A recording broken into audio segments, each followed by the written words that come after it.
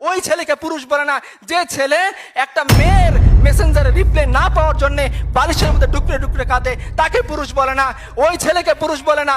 যে ছেলে বিসিএস না হইলে পরে গলায় দড়ি দেওয়ার জন্য চিন্তা করে, ওই ছেলেকে পুরুষ বলে না।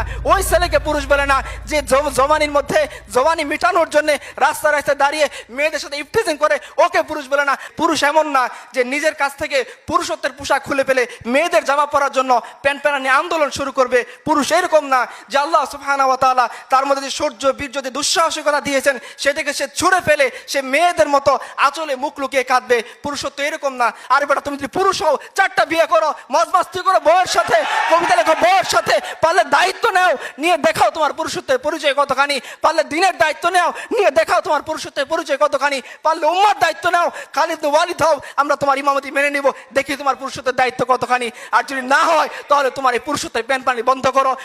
ইতিহাস তোমাকে মনে রাখবে না, ইতিহাস মনে রাখবে খালিদ ওয়ালিদকে, ইতিহাস মনে রাখবে জাফর ইবনে আবু তালিবকে, ইতিহাস মনে রাখবে আবু বকর উমরকে, যে উমর পারস্যের সামনে দাঁড়িয়ে চোখে চোখ রেখে কথা বলেছিলেন। ইতিহাস মনে রাখবে রিবি ইবনে আমরকে, যিনি রুস্তমের সামনে দাঁড়িয়ে বলেছিলেন যে রাসূলুল্লাহ সাল্লাল্লাহু আলাইহি সাল্লাম 3টা অপশন আমাদের সামনে দিয়েছেন, হয় ইসলাম কবুল করো শান্তিতে থাকবা, রুস্তম বলতে পারবো না, তাহলে অপশন 2 তুমি আমাদেরকে জিজিয়া দিবা, আমাদের অধীন হয়ে যাবা। রুস্তম বলতে পারবো না, তো অপশন নাম্বার 3 তলোয়ার সমাধান করবে তোমার আমার মধ্যে, হয় তুমি জীবিত থাকবা না আমি জীবিত থাকবো। দাপটশালী সভ্যতার সামনে দাঁড়িয়ে বলেছিলেন তলোয়ার তোমার এবং আমার মধ্যে সমাধান করবে। যদি এরকম না হয় তাহলে তোমরা অন্য কোনো পুরুষের উদাহরণ আমাদের কাছে এনো না। আমাদের কাছে হসিমিন পুরুষ না, অমুক তমুক পুরুষ না, আমাদের কাছে পুরুষ হচ্ছেন রাসূলুল্লাহ সাল্লাল্লাহু আলাইহি ওয়াসাল্লাম, আমাদের কাছে পুরুষ হচ্ছেন তার চাচাতো ভাই জাফর ইবনে আবি তালিব, আমাদের কাছে পুরুষ হচ্ছেন আব্দুল্লাহ ইবনে ওমর, আমাদের কাছে পুরুষ হচ্ছেন যায়েদ ইবনে দাসিনা রাদিয়াল্লাহু আনহু, যারা মৃত্যুর মুখে হাসতে হাসতে নিজের জীবনকে দিয়ে যেতে পারেন শুধুমাত্র এক আল্লাহর জন্য, উম্মতের জন্য, দ্বীনের জন্য, এবং যারা নারীদের দায়িত্ব নিতে পারেন, যারা সমাজের দায়িত্ব নিতে পারেন, যারা অর্ধ পৃথিবীর বাদশাহ হয়ে ভিখারির মতো ফকিরের মতো জীবনযাপন করতে পারেন, আমরা এদেরকে পুরুষ মনে করি। আমরা তোমাদের আনা উদাহরণকে কখনোই পুরুষ মনে করি না। চলেন আর একটু সামনে যাই। বদরের ময়দানে যুদ্ধ হচ্ছেন। আমাদের আপনারা জানেন সাহাবীদের মধ্যে অনেক বড় একজন ধনী সাহাবী ছিলেন আব্দুর রহমান ইবনে আউফ রাদিয়াল্লাহু আনহুম। উনি যুদ্ধ করতেছেন উঁচু ঘোড়ায় চড়া, তার পাশে 2টা বাচ্চা আসছেন, তার দুজনের নাম হচ্ছে মাজ এবং মুয়াজ। দুইজনকে বাচ্চাকে দেখে তিনি বলতেছিলেন, হাই যুদ্ধের এই কঠিন মুহূর্ত, সামনে দুঃসাহসিক বাহিনী, আমাদের রসুল তার আক্রমণ করতেছে, আমরা লড়াই করতেছি, এই মুহূর্তে আমার সাথে যদি 2জন বাচ্চা না হয়ে 2জন ম্যাচিউর কেউ হইতো, যুদ্ধবাজ কেউ হইতো, তাহলে আমি খুব সহজেই এই 2জনকে সাথে নিয়ে আবু জেহেলের উপর আক্রমণ চালাইতাম। দেখেন এই পিচ্চি বাচ্চা 15-16 বছরের বয়স, মাজ এবং মুয়াজ পুরুষত্বের বৈশিষ্ট্য এই পিচ্চি বাচ্চাদের কাছ থেকে ইতিহাস শিখে নেক। তারা বলতেছেন, হে চাচা যান, হে আঙ্কেল, আবু জেহেল কোথায়? তো আব্দুর রহমান ইবনে আউফ খুব ভয় পেয়ে গেছেন, চমকপ্রদ হয়ে গেছেন। বলছে, বাবারা তোমরা আবু জেহেলকে দিয়ে কি করবা? বলছে, হে আমাদের চাচা, আমরা শুনেছি যে আল্লাহ রাসূল সাল্লাল্লাহু আলাইহি সাল্লামকে কষ্ট দেওয়ার ক্ষেত্রে আবু জেহেল ছিল সবচেয়ে বেশি অগ্রগামী। আজকে 2 ভাই মিলে আমরা শপথ করে আসছি, হয় দুনিয়াতে আবু জেহেল থাকবে নয়তো আমরা থাকবো। যখন এই কথা সে শুনছে তখন সে বলতেছে, বাবা ওই যে দেখো আবু জেহেল, সে উঁচু ঘোড়ার উপরে চড়া, তাকে কেন্দ্র করে অনেকগুলো বড় বডিগার্ডরা আছে, তাকে নিরাপত্তা দিচ্ছে। ওই যে আবু জেহেল।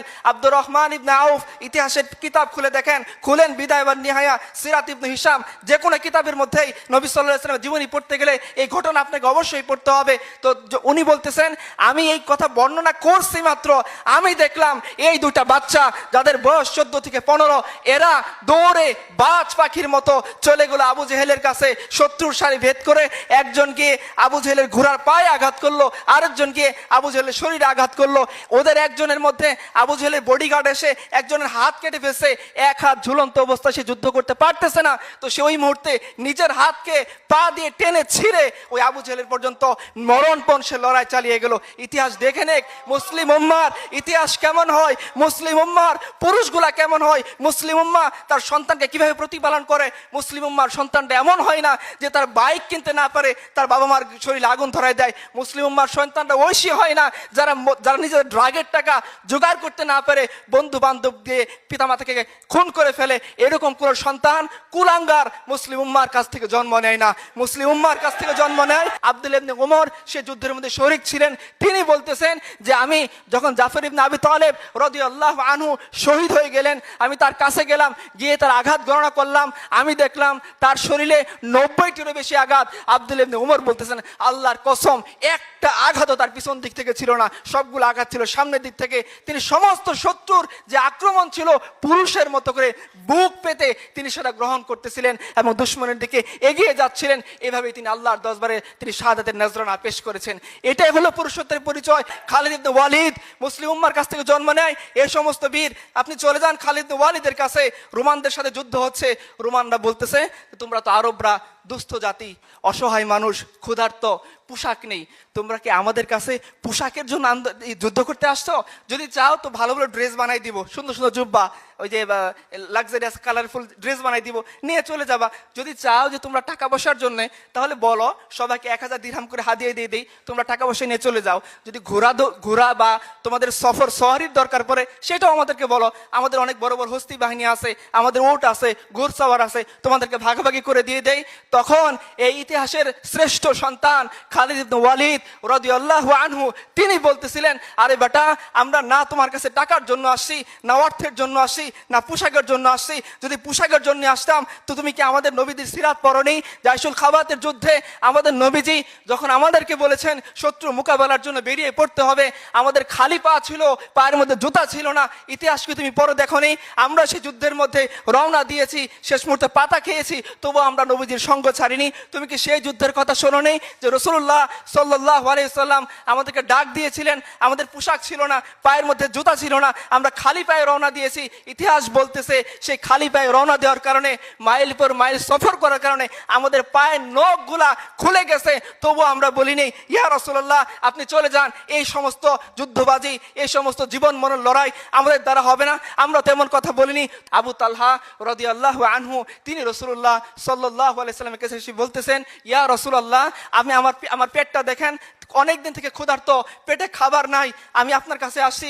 ইয়া রাসূলুল্লাহ ক্ষুধার এই তীব্রতা আর তো সহ্য হচ্ছে না, এই যে 40 হাত করে খন্দক ক্ষুধার দায়িত্ব দিয়েছেন, আপনি নিজেও খুঁড়তেছেন, আমিও খুঁড়তেছি। ইয়া রাসূলুল্লাহ খুঁড়তে খুঁড়তে ক্ষুধার যন্ত্রণায় কষ্ট হয়ে যাচ্ছে, পেটের মধ্যে যাতে গড়গড় আওয়াজ না করে, পেটটা যাতে ঠান্ডা থাকে, এই জন্য পেটের মধ্যে একটা পাথর বেঁধে রাখছি।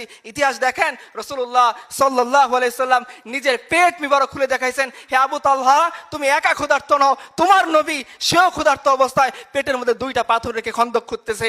ওই অবস্থায় এই অবস্থায় কষ্টকর মুহূর্তে সাহাবায়ে কেরাম ভরকে গিয়েছেন। না, এরকম পুরুষের জন্ম মুসলিম উম্মাহ কখনো দেয় না। মুসলিম উম্মাহ জন্ম দেয় ইয়াহিয়া সিনারের মতো বীরদেরকে, যারা মৃত্যুর শেষ মুহূর্তে লাঠি দিয়ে হলেও প্রতিরোধ চালিয়ে যায়। এরকম বীর সন্তানদের জন্ম মুসলিম উম্মাহ দিয়ে যায়। দাও সাদ ইবনে মুআজ রাদিয়াল্লাহু আনহু, হোচিমিন ইসলামরা শুনে রাখো পুরুষত্বের বৈশিষ্ট্য কাকে বলে, পুরুষ কাকে বলে, পুরুষের হিস্টোরিক্যাল স্পিচ কেমন হতে পারে। নিয়ে নাও সিরাতের কিতাব থেকে উদাহরণ। তিনি বলতেছেন ইয়া রাসূলুল্লাহ আপনি আমাদেরকে নিয়ে এগিয়ে চলেন, যদি বলেন যে সামনে বিশাল সমুদ্র আসবে, দরিয়া আসবে, ঝাঁপ দিতে হবে, আল্লাহর কসম করে বলতেছি ইয়া রাসূলুল্লাহ আপনার নির্দেশ পাওয়ার সাথে সাথে আমরা সেই সমুদ্রের মধ্যে ঝাঁপায়ে পড়বো। ইয়া রাসূলুল্লাহ শুধু সমুদ্র না, যদি সামনে বিশাল কোনো অগ্নিকুণ্ড থাকে আর আপনি যদি নির্দেশ দেন যে অগ্নিকুণ্ড পার হয়ে শত্রুর মোকাবেলা করতে হবে, ইয়া রাসূলুল্লাহ আমরা কথা দিচ্ছি যে আমরা আমাদের যে ওয়াদা বায়েত আকাবার দিন আপনার সাথে করেছিলাম যে আপনাকে আমৃত্যু আমরা সাপোর্ট দিয়ে যাব, আমরা ওইভাবে আপনাকে রক্ষা করব যেভাবে আমরা আমাদের পরিবার পরিজন, আমাদের বিবি বাচ্চাকে রক্ষা করে থাকি। ইয়া রাসূলুল্লাহ আমরা সেই ওয়াদার উপর এখনো ঐক্যবদ্ধ আছি, এখনো সেই ওয়াদা আমাদের স্মরণে আছে। আপনি যদি বলেন অগ্নিকুণ্ড, সেই অগ্নিকুণ্ডের মধ্যে ঝাঁপ দিয়ে ফেলবো। এবং ইয়া রাসূলুল্লাহ আপনি জানেন আমরা যোদ্ধা জাতি, আমরা পুরুষ জাতি, আমরা যুদ্ধ করে এই পর্যন্ত আসছি। এমন কোনো সময় হয় নাই যে জাহিলিয়াতের যুগের মধ্যে যুদ্ধ করা ছাড়া কেউ আমাদের এখান থেকে মদিনার কয়েকটা খেজুর নিয়ে যেতে পারছে। হয় আমরা তাদেরকে খেজুর দিয়ে মেহমানদারি করছি, নয়তো খেজুর আমাদের সাথে যুদ্ধ করে তাদের নিতে হয়েছে। ইয়া রাসূলুল্লাহ সে যুদ্ধবাজ প্রবণতা এখন আমাদের মধ্যে আছে। কালকে বদরের ময়দান কায়েম হওয়ার পরে আপনাকে সামনে রেখে আমরা এমনভাবে লড়াই করব ইনশাআল্লাহ আমাদের লড়াই দেখে আপনার চোখ জুড়াবে। ইতিহাস দেখে নেন পুরুষত্বের কথাগুলা কেমন হতে পারে, পুরুষত্বের বৈশিষ্ট্য কেমন হতে পারে। পুরুষ এমন না যে যুদ্ধ থেকে পিছন থেকে পিছ ছেড়ে চলে যাবে। পুরুষ এমন না যে নিজের কাছ থেকে পুরুষত্বের পোশাক খুলে ফেলে মেয়েদের জামা পরার জন্য প্যান্ট প্যারানি আন্দোলন শুরু করবে। পুরুষ এরকম না যে আল্লাহ সুবহানাহু ওয়া তাআলা তার মধ্যে যে শৌর্য বীর্য যে দুঃসাহসিকতা দিয়েছেন সেটাকে সে ছুঁড়ে ফেলে সে মেয়েদের মতো আঁচলে মুখ লুকিয়ে কাঁদবে। পুরুষত্ব এরকম না